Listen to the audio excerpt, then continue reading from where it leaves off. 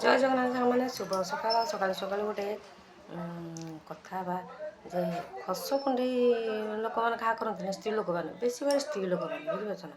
ସେରକମ ମୁଁ ବି ଖସ କୁଣ୍ଡେଇ ଘା କରୁଛି ଆଉ, ବୁଝୁଛ ନା। କ'ଣ କଲି କଲ୍ୟାଣ ମଣ୍ଡପରେ ଯେଉଁ କାଲି କ'ଣ ପଡ଼ିଥିଲା ମୋବାଇଲରେ ଆସୁଥିଲା, ମୁଁ ଶୁଣି ନେଇଛି। ସ୍ୱାମୀକୁ ନଚେଇଲି ଆଉ, ଚାଲ ସେଠିକି ଯିବା, କେଉଁଠିକି ନେଉନୁ, ଚାଲ ସେଠିକି ଯିବା, ଚାଲ ସେଠିକି ଯିବା। ନଚେଇଲି ମାନେ ଦିନକ ଆଗରୁ ନଚେଇଲି, ଚାଲ ଚାଲ ଯିବା ଯିବା ଯିବା କହିକି ଏଠୁ କହିଲେ ସିଏ ପଡ଼ି ଉଠିକି ଧାଇଁକି ମାମାଙ୍କୁ 5ଟା ବେଳେ ନେଇକିରି ଗଲେ। ମୁଁ 3ଟା ବେଳଠୁ ସଜପଟା ହେଇକି ବସିଛି ବୋଲି 5ଟା ବେଳେ ନେଇକି ଗଲେ। ଏଠୁ ସେଠି ଦେଖିଲା ବେଳକୁ କିଛି ଏତେ ଜିନିଷ ଭଲ ନାହିଁ। ଯେତେବେଳେ ଯାଇଛ ଆଉ କିସ କରିବା। ଏଠୁ କିଛି କିଣିଲେ ଦେଖିବ, ଖାଲି ଏଇଗୁଡ଼ା ଯାହା କିଣିଲେ। ଡ୍ରେସ୍ ପଟା ମୋତେ ଭଲ ଲାଗିଲାନି ସେଠି। ଏଇଟା ଗୋଟେ କିଣିଲି ମୋ ପୁଅ ପାଇଁ ସ୍ୱେଟର ଭଳିଆ। ଏଇଟା ଗୋଟେ ମୋ ଝିଅ ପାଇଁ କିଣିଲି। ଏଇଟା ମୋ ଝିଅ ପାଇଁ ଚକ୍ ଚକ୍ ଚକ୍ ଚକ୍ ଚକ୍ ମାରୁଛୁ। ଗୋଟେ କିଣିଲି। ଏଇଟା କ'ଣ ଗୋଟେ ହେଇଛି, ଗୋଟେ କେତେ ଭଲ ଲାଗୁଛୁ। ସେଟା ଉଲ୍ଟାରେ, ନା ଏଇଟା ଉଲ୍ଟା ହେଇଛି। ତାର ଏଇଟା କିଣିଲି, ଏଇଟା ଗାଣ୍ଡି ମୁଣ୍ଡ ନାହିଁ ନା କ'ଣ। ଏଇଟା ଗୋଟେ କିଣିଲି କ'ଣ ବାଘ ଛାଲି ଭଳି ଯାଇଛି।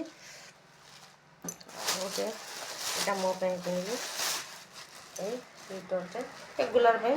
ମୋର ଅଛି ପ୍ରବଳ, 4-5ଟା ଅଛି, ତଥାପି ଆଉ ଗୋଟେ କିଣିଦେଲି। ଏଇଟା କଲର୍ଟା ବ୍ଲୁ କଲର୍। ଆଉ ଦେଖିବ, ଆଉ ଏଇଟା ଡ୍ରେସ୍ ପଟା ସେଠି କିଛି ଭଲ ଲାଗିଲାନି। ଏଇଟା ଗୋଟେ ଡ୍ରେସ୍ କିଣିଲି ଯେ ମୁଁ କହିଲି ଏଇଟା ଗୋଟେ ପିନ୍ଧିବି, ସର୍ଟ ନାଇଟିଟା ବୋଧେ ଆଉ। ଏସଡ଼ା ପିନ୍ଧିଲା ବେଳକୁ ସର୍ଟ ମାନେ ଏକାଥରେ ସର୍ଟ ନା ଉଠି ଯାଉଛି ପୁରା ଏତେ ପର୍ଯ୍ୟନ୍ତ। ଆକୁ ପିନ୍ଧିବି ନା ମୁଁ, ଏଇଟା ମୁଁ ଝିଅକୁ ଦେଇଦେବି। ଆଉ ମୋ ପାଇଁ ଆଶା କରି ଆଣିଥିଲି ସର୍ଟ ନାଇଟ୍ ଭାବିକି ଆଣିଥିଲି। ଏତେ ବଡ଼ଟା ଯେ କିନ୍ତୁ ପିନ୍ଧିଲା ବେଳକୁ ମୋତେ ଛୋଟିଆ ହେଉଛି। ହଁ ଦେଇଦେବି, ମୋ ଝିଅକୁ ଦେଇଦେବି ଏଇଟା। ଆଉ ଏଇଟା ମୋ ପୁଅ ପାଇଁ ଆଣିଛି। ଦେଖିବ ଯାଇଛି ଯେତେବେଳେ ମୋ ପୁଅ ପାଇଁ ଡ୍ରେସ୍ ଆଣିଛି। ଆଉ ଗୋଟେ ଡ୍ରେସ୍ ଆଣିଛି, ଆଉ ଗୋଟେ ଡ୍ରେସ୍ ଆଣିଛି। 3ଟା ଡ୍ରେସ୍ ମୋ ପୁଅ ପାଇଁ ଆଣିଛି।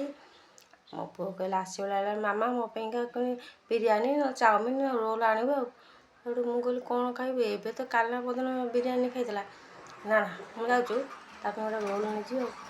ଆଣିଲି, ମୁଁ କ'ଣ ଖାଇବି, କାଲି ସଂକ୍ରାନ୍ତି ଥିଲା। ମୁଁ କ'ଣ ଖାଇବି, ତାହେଲେ ଛକରୁ କିଛି ଦେଖିକି ନେଇଯିବି। ମା ଛକରେ ସବୁ ବନ୍ଦ, ଆଉ ସବୁ ବନ୍ଦ ମାନେ ବନ୍ଦ କ'ଣ, ତେଲ ଭାଜି ଜିନିଷ ସବୁ ବନ୍ଦ। ସେଠୁ ମୁଁ କ'ଣ କଲି ନା ଖାଇବି ମନ କରି ପଇସା ଧରିକି ପଳେଇ ଆଇଲି। ଆଉ କ'ଣଟା ଯାହା ବି ହେଇଛି କ'ଣ ଖାଇବି ନା ନାହିଁ। ମେଡ଼ିସିନ ଦୋକାନକୁ ଗଲି, ପୁଳେ ଖଣ୍ଡେ ମେଡ଼ିସିନ ଆଣିଲି। କାହିଁକିନା ମେଡ଼ିସିନ ଏତେ ବାଟ ଯାଇଥିଲି ଥଣ୍ଡାର, ମେଡ଼ିସିନ ନ ଖାଇଲେ ବି ମୋର ନ ହେବ। ମେଡ଼ିସିନ ପୁଳେ ନେଇକି ଆସିଲି, ଥଣ୍ଡା ଫଣ୍ଡା ହେଇଗଲା ମୋତେ। ପୁଳେ ମେଡ଼ିସିନ ଧରିକି ଆଇଲି। ଖସ କୁଣ୍ଡେଇ ଘା କରିବା କଥା ନୁହଁ ନା।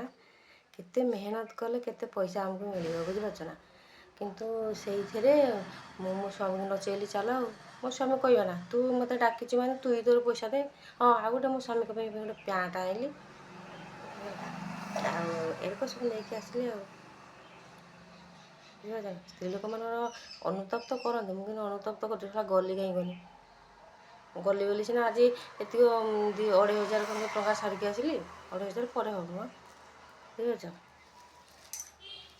1,000 ପରେ ଲେଖା ସବୁ ହେଇଛି, 2,500 ପରେ ଆଉ। ଏଇଟା ସବୁ 2,500 ପରେ ଆଣିଛି ଆଉ। ସେ ସବୁ 3,000 ପାଖାପାଖି ସେ ବିଲ୍ କାଟୁଥିଲେ। ମୁଁ ଆଉ ବୁଝିନି କେତେ କ'ଣ ବୁଝିନି ଆଉ। ଏଇଟା ସବୁ 300 ଲେଖା, 3, 6, 900, ଏଇଟା 900 ହେଇଗଲାଣି ଏଗୁଡ଼ା ହେଲା। ଏମିତି ସବୁ ଆଉ ଛୁଆ ପାଇଁ ଆଣିଛି, ରେଗୁଲାର ପିନ୍ଧିବେ ବୋଲି, ସବୁଦିନ ପିନ୍ଧିବେ ବୋଲି ଆଣିଛି ଆଉ, ବୁଝିଲ ନା। ସବୁବେଳେ ଭାବିଚିନ୍ତି କଥା ହେବା। ପୁରୁଷ ଲୋକମାନେ ବେଳେବେଳେ ଗାଳି କରନ୍ତି ଏମିତି ହେଲେ, କିନ୍ତୁ ଆମେ ସ୍ତ୍ରୀ ଲୋକଙ୍କୁ ବୁଝନ୍ତି ସେଇଟା, ଆଉ ତାଙ୍କ କଥା ମାନେନି। ଆଉ କିନ୍ତୁ ପଛରେ ମୁଁ ଅନୁତପ୍ତ କରୁଛୁ, କାହିଁ ଗଲି ମୋ ହାତରୁ ଏତେ ଗୁଡ଼ା ପଇସା ଗଲା। ମୁଁ ଗଲି କିଛି ଖାଇପାରିଲିନି, ମୁଁ ଔଷଧ ନେଇକି ଆଇଲି ଆଉ। ସବୁ ଦୋକାନ ବନ୍ଦ ହେଇଯାଇଛି, ତାଙ୍କ ତେଲ ରେଟ୍ କ'ଣ ବଢ଼ିଯାଇଛି ଆଉ। ରହିଲି ଆପଣମାନେ ଯାହା କରନ୍ତୁ ଭାବିଚିନ୍ତି କରନ୍ତୁ। ମୋ ଭଳିଆ ନୁହଁ, ମୋ ଭଳିଆ କେହି ନ ହୁଅନ୍ତୁ।